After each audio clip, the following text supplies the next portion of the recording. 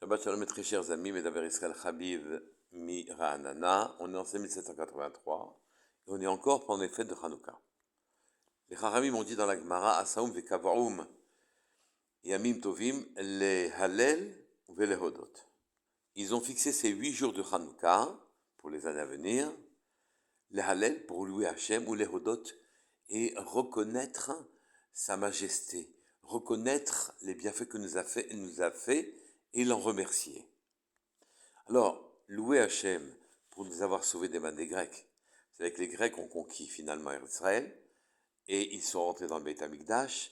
Ils ont rendu Tumeot, les huiles de la Ménorah, et ils ont voulu nous contraindre d'être de nouveau des personnes éclairées entre guillemets et de s'en remettre à leur enseignement qui est aujourd'hui, qui a façonné quasiment toutes les sciences occidentales, depuis la philosophie au sens le plus large du terme, jusqu'aux sciences exactes. On vit, d'après eux, éclairé grâce à la culture grecque et les schémas de fonctionnement de réflexion que les Grecs ont imposés et qui ont eu beaucoup de conséquences et de résultats.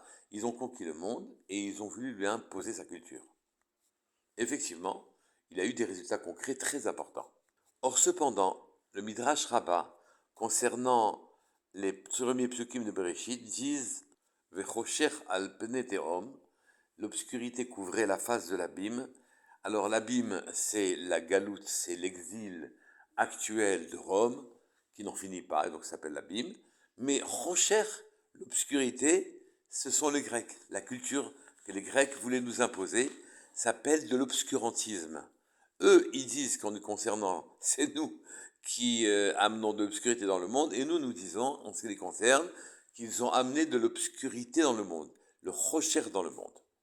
Pourtant, tout l'Occident doit, jusqu'à aujourd'hui, sa culture et sa science aux Grecs. Comment peut-on parler d'obscurité? Qu'ils aient amené l'obscurité dans le monde, selon le Midrash Rabbah. En vérité, ils sont venus pour nous faire oublier notre religion, notre date. Ils sont venus nous faire oublier nos principes. Ils sont venus nous faire oublier la Torah. Et ils ont développé et déployé des techniques de réflexion qui permettaient de conquérir le monde et de le civiliser en quelque sorte. Mais en contrepartie, ils refusaient notre culture à nous qui intègre la présence divine permanente sur Terre. Par le mot rocher, il ne faut pas entendre seulement obscurité au sens le plus bas du terme. Rocher, c'est les mêmes lettres que shachar, oublier. Ils ont voulu nous faire oublier notre Torah et nous faire oublier la présence divine.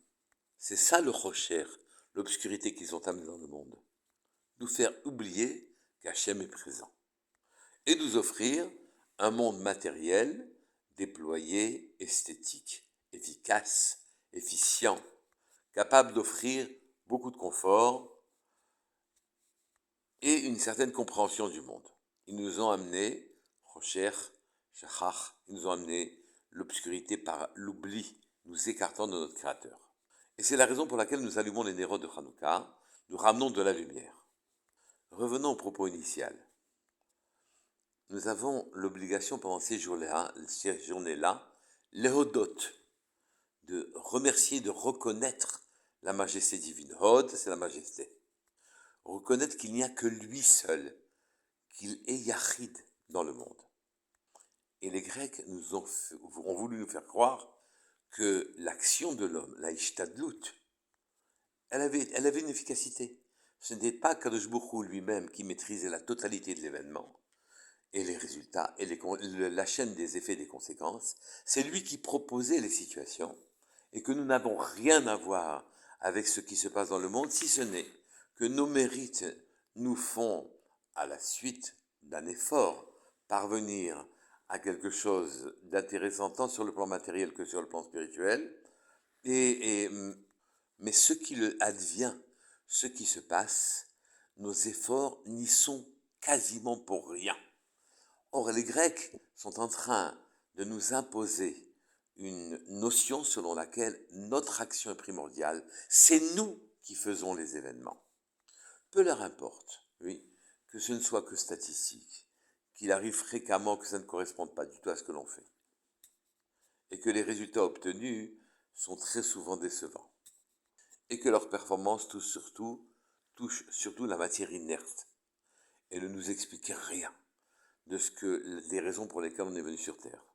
Peu importe, savoir où on était avant de naître, savoir où on ira, quel est le but de la présence de l'homme sur Terre, ce n'est pas le propos des Grecs. Les propos des Grecs, c'est d'occuper le monde, de créer une philosophie de la matérialité très efficace pour pouvoir avoir la meilleure vie matérielle sur Terre.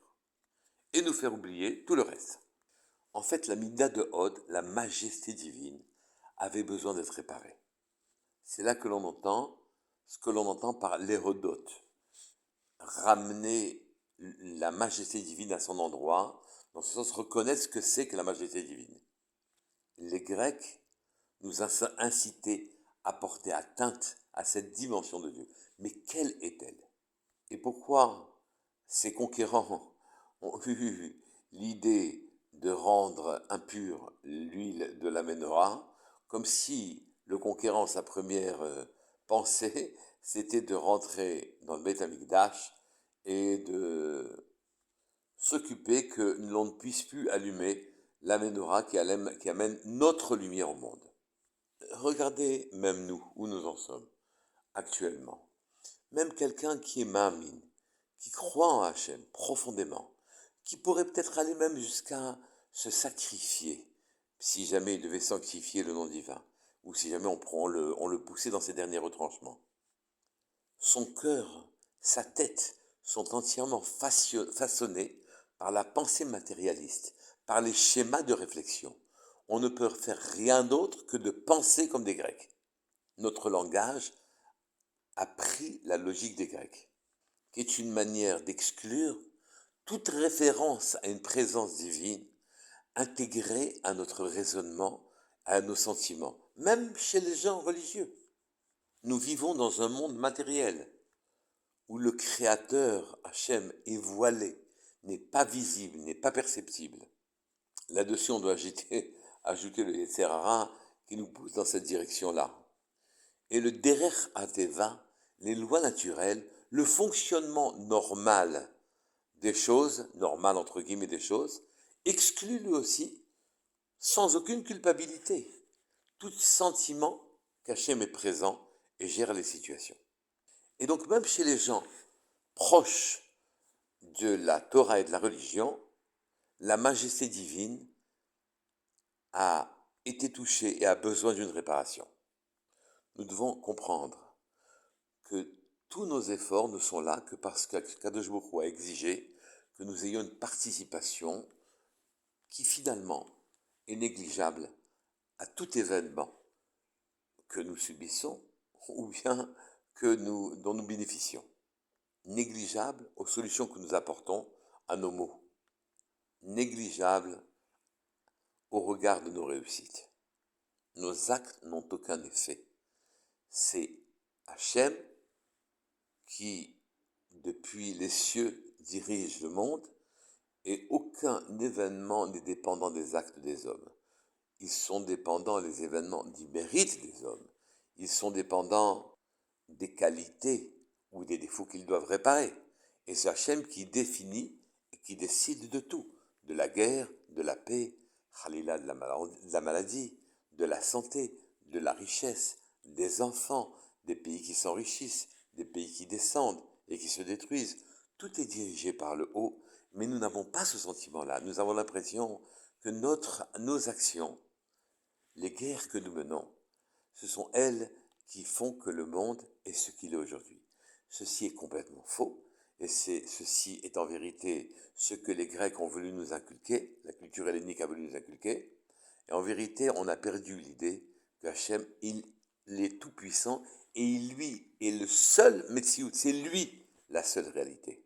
Et 8 jours de Yamim Tovim sont fixés pour que les Hallel, on le loue, mais aussi pour qu'on restaure sa royauté. On lui redonne sa dimension, qu'il apparaisse comme le créateur et le seul agissant formant l'événement. Et c'est la raison pour laquelle nous allumons les néros de Hanouka, les lumières de Hanouka.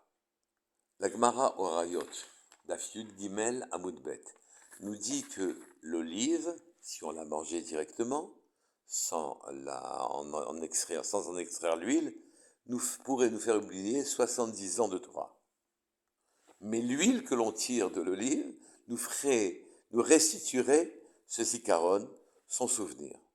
Comment comprendre que le même fruit nous donne à la fois une chose et son contraire? Nous apporterait l'oubli quand on mange l'olive, et c'est l'huile de l'olive qui nous restitue la mémoire. Le peuple d'Israël est comparé à l'olivier. Pour deux raisons. L'olive est un fruit amer qui est inconsommable, tel que. Il faut l'apprêter, le préparer.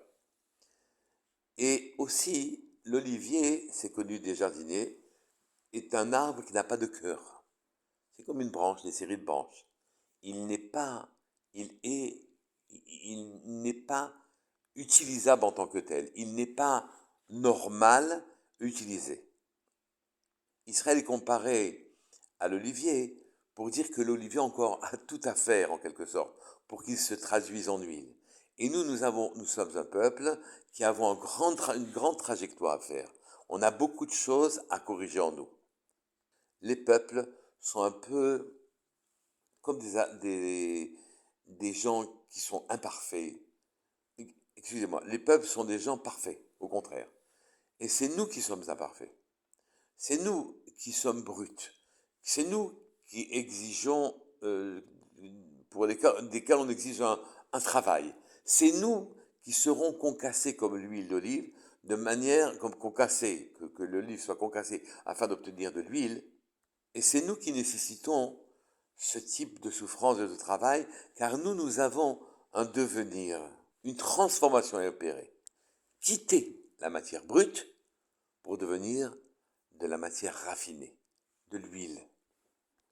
La Gematria dit le Ben Ishraï de Zait, quand on en retire le mot Zach, purification, pureté, donne Shemen. Donc on attend de nous que l'arbre un peu brut, qui n'a pas de cœur réel, le fruit qui est amer, on attend de nous un travail de manière à le rendre propre à produire quelque chose de fin, jusqu'à produire de la lumière. C'est cette trajectoire, c'est ce trajet que doivent faire les Juifs. Ils doivent, alors que tous les peuples sont aptes quasiment à vivre leur vie et à développer des qualités personnelles immédiates sans qu'on exige d'eux la moindre transformation. En ce qui concerne le peuple juif, c'est impossible. Car le peuple juif qui, par essence, comme tous les peuples, naît dans la matérialité et vit de la matérialité, doit quitter la matérialité pour produire de la lumière. Comme l'olivier et l'olive est amère, l'olivier n'a pas de cœur, et c'est l'huile d'olive qui permet d'accéder au véritable résultat. À propos de Nérod de Hanouka, on a dit Kodeshem Ein Reshut Lishtamesh Behem et la Lirotam Milvad. Elles ont une gdusha, elles ont une particularité. Elles nous font revenir le sentiment qu'Hachem, c'est lui qui est tout. Et il est interdit de les utiliser pour du rôle, interdit de les utiliser pour de la matérialité. Oui, et là, les rotem milvad, on doit les regarder seulement. Et ce qui est très étonnant, la lumière n'est pas faite pour être regardée. Elle est nécessaire pour qu'on regarde le reste du monde. Donc, quel est le sens de regarder la lumière? Et en fait, ce que ça veut dire, c'est qu'on doit regarder la lumière qui se cache derrière la matérialité. On doit, grâce à Hanouka, retrouver Hachem derrière la matière. Le Hari HaKadosh dit que certes, ceux qui mangent de l'huile, ceux qui mangent des olives, perdent la mémoire de la présence divine, perdent de la Torah. Ils s'éloignent, ils s'approchent de la matérialité et de la matière brute. Mais que celui qui, à partir de l'olive, alors que celui qui boit de l'huile d'olive, 40 jours, un révi'it, le matin, quand il se lève, lui, c'est une ségoula pour acquérir du zikaron, de la mémoire. C'est vérifié. Hein. Donc celui qui mange de l'olive perd la mémoire car il avale de la matière brute, non travaillée. Mais celui qui mange des olives, en prononçant des noms divins, en se rappelant de la présence divine et de sa toute-puissance, et que c'est lui le seul existant, celui-là produira une lumière encore plus grande, car à partir de la matière, il a retrouvé Hachem. C'est exactement ce qu'on nous demande en Hanouka. Lire Otam Bilval, les lumières sont là pour que vous les regardiez, vous regardiez la lumière de la présence divine dans chaque chose. Shabbat Shalom Mevorach, Kol Tov.